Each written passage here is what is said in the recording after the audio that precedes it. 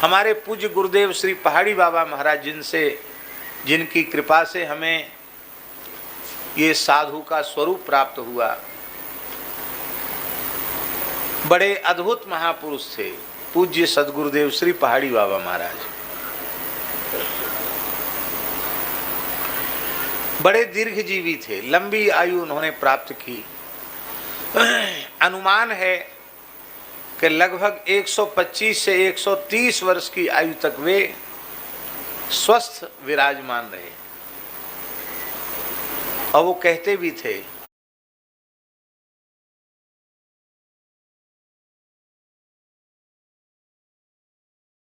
कि बच्चा, जब तक नहीं चाहूंगा नहीं मरूंगा, और जिस क्षण चाह लूंगा उसी क्षण चल दूंगा। ऐसे थे वो। कहते थे कि मैं मृत्यु के अधीन नहीं हूं, मृत्यु हमारे अधीन है। जब हम मरना चाहेंगे तो मरेंगे, नहीं मरना चाहेंगे तो नहीं मरेंगे। और ऐसा ही हुआ, ऐसे ही गए। तो महाराज जी अपने जीवन की बात बताते थे कि गृह त्याग करके आए, और उसमें भी बड़े विलक्षण ढंग से गृह त्याग हुआ। बड़ी विचित्र बात है, सुनने योग्य बात है एक संत के जीवन की। ब्राह्मण परिवार में उनका जन्म हुआ था, और उनके नाना जी बहुत बड़े विद्वान थे, व्याकरण के, संस्कृत के, ज्योतिष के, वेद के बहुत बड़े विद्वान थे, प्रतिष्ठित विद्वान थे उनके नाना जी। तो समय से यज्ञोपवीत हुआ, और नाना जी के पास कुछ पढ़ते लिखते भी थे, ज्योतिष भी पढ़ते थे, थोड़ा व्याकरण भी पढ़ते थे। 15-16 साल की उम्र के होंगे। गांव में कीर्तन हो रहा था मंदिर में, और एक दिन की बात, कोई रात की बात नहीं है, दिन की, माने दिन के 4 बज रहे होंगे ऐसा समझ। ठंडी का समय था, तो धूप में बैठ के लोग कीर्तन कर रहे थे गांव के मंदिर के आंगन में। और ये 15-16 साल के बालक ही होते हैं, तो ये वहां पहले तो थोड़ा खेल कूदते रहे, बाद में लेट गए, वहीं सो गए। तो एक भयंकर नाग आया, विषधर नाग, और नाग आकर इनके पेट पर कुंडली मार के बैठ गया। तो नाग का ठंडा ठंडा स्पर्श, और जब इन्होंने खोले नेत्र तो देखा कि ओ इतना बड़ा फण फैलाए हुए नाग बैठा है। बोल ही नहीं पाए कुछ भी, मुंह से आवाज नहीं निकली डर के मारे। और जहां धौंकनी चलती है ना, यहाँ वो जीभ से चाटे, फण नीचे कर जीभ से चाटे, जहां धौंकनी चलती है यहाँ। और कहते कि उस सर्प को, नाग को देख करके, कहते हमारे शरीर के पिताजी ही कीर्तन करा रहे थे हारमोनियम बजा के, वो गाना बजाना जानते थे। तो बोले वो भी भाग खड़े हुए, और मंदिर का पुजारी भी भाग गया। एक आदमी मंदिर के चौक में नहीं बचा, सब भाग गए। केवल मैं, बाहर से लोग हल्ला मचा रहे थे, भीतर कोई नहीं था, सर्प नाग के डर के मारे। अब वो नाग जो है वो यहाँ जहाँ धौंकनी चलती है वहाँ जीभ से चाटे। तो बोले मैं बोल तो कुछ पाया नहीं, पर आंख उठा के मैंने देखा कि सब बाहर खड़े हैं, भीतर तो पास में कोई नहीं है। तो हमारे मन में सहसा क्या भाव आया कि ये नाग सर्प देवता नहीं है, ये तो काल है साक्षात, और ये लेने ही आया है। यहाँ धौंकनी चलती यहीं चाट रहा है। और महाराज जी कहते थे कि ओले जैसी ठंडी ठंडी जीभ उसकी, एकदम ठंडी ठंडी जीभ लगे, और लगे बस अब काटेगा ही, अब काटेगा। तो हमारे मन में हुआ कि ये सर्प नहीं है, ये काल है, लेने आया है। देखो ब्राह्मण कुल में जन्म हुआ, और अब कुछ किया तो मुक्ति का साधन तो किया नहीं, और ये काल आ गया लेने के लिए। तो मन ही मन निश्चय किया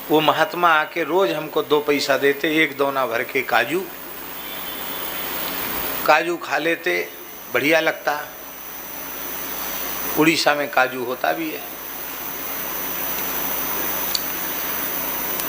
तो बोले वहाँ लगभग 1 महीना रहे पुरी में।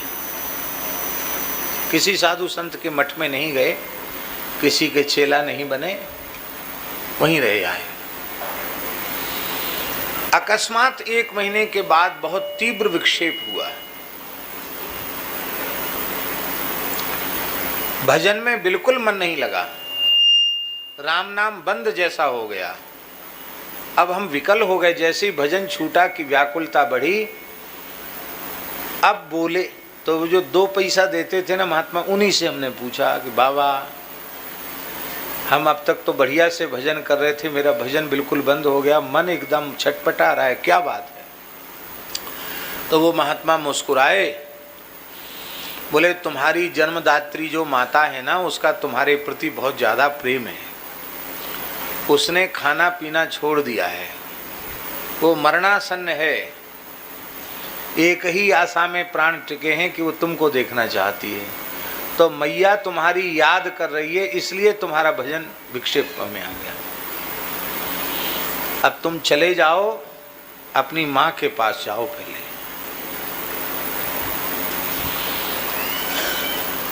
महात्मा ने कहा और हम लौट के गांव आ गए। तो मैया तो खटिया पर पड़ गई थी एकदम। मैया को बड़ी प्रसन्नता हुई, रोने लग गई। और रोने क्या लगी, धीरे धीरे मैया ठीक होने लगी। उसने भोजन भी शुरू कर दिया, अब तो ठीक हो गई मैया, चलने फिरने लगी।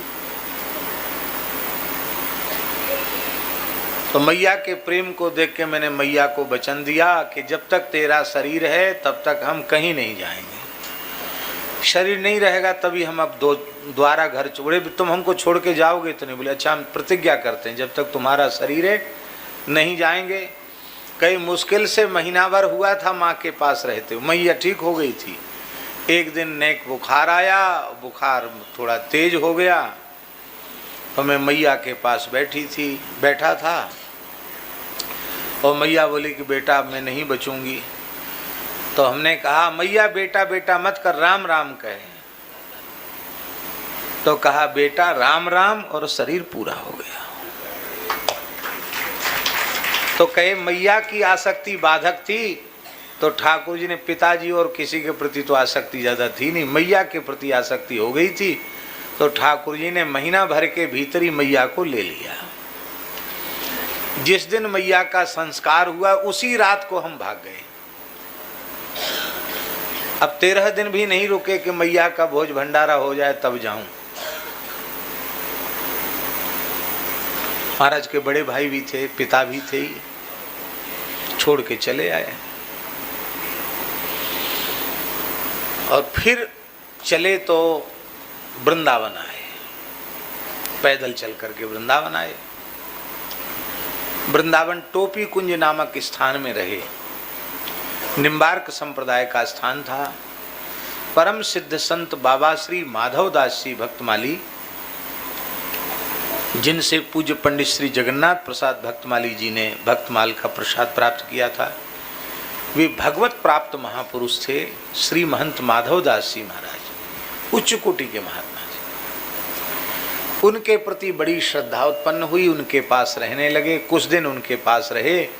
एक दिन आग्रह किया कि महाराज हमें दीक्षा दे दें।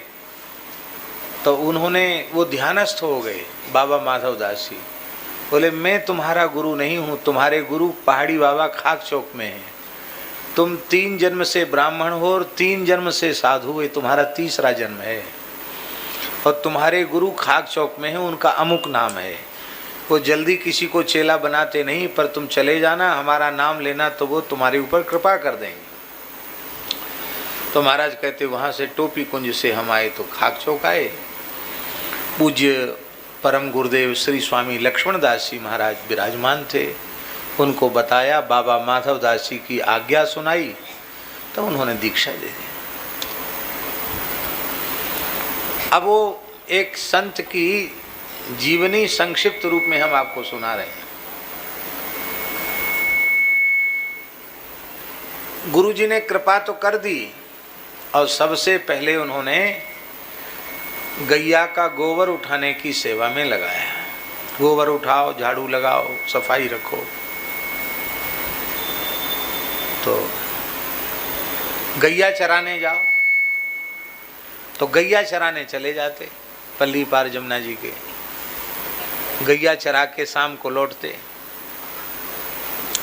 रात को बची हुई ब्यारू की रोटी ले जाते, बासी रोटी वही खा लेते। शाम को गैया चरा के लौटते, वहीं से लकड़ी कंडा लेके आते।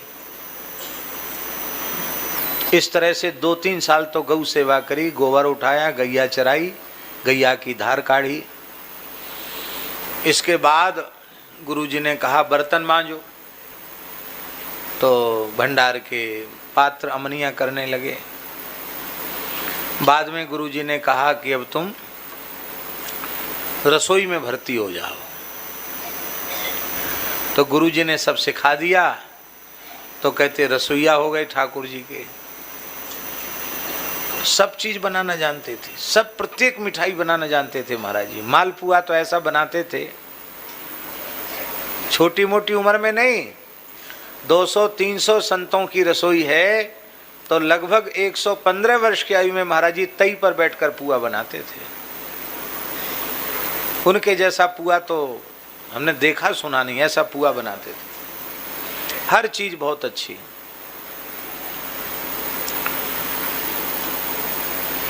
तो रसोई में रहे। बाद में गुरु महाराज ने कहा कि अब तुम पुजारी हो जाओ, तो मंदिर में पुजारी बना दिया। तो कई बार विनोद में कहते थे महाराज जी, बच्चा हम पढ़े लिखे नहीं हैं, पहली क्लास है, गैया का गोबर उठाओ, गैया चराओ, ये हमारी पहली कक्षा थी। दूसरी कक्षा थी बर्तन मांजो, तीसरी कक्षा रसोई बनाओ, भंडार बनाओ, और चौथी क्लास हमारी हुई पुजारी बन जाओ। और 5वीं क्लास में पुजारी होने के साथ साथ गुरु महाराज के श्रीअंग की सेवा मिली। इसके पहले गुरु जी की सेवा नहीं मिली।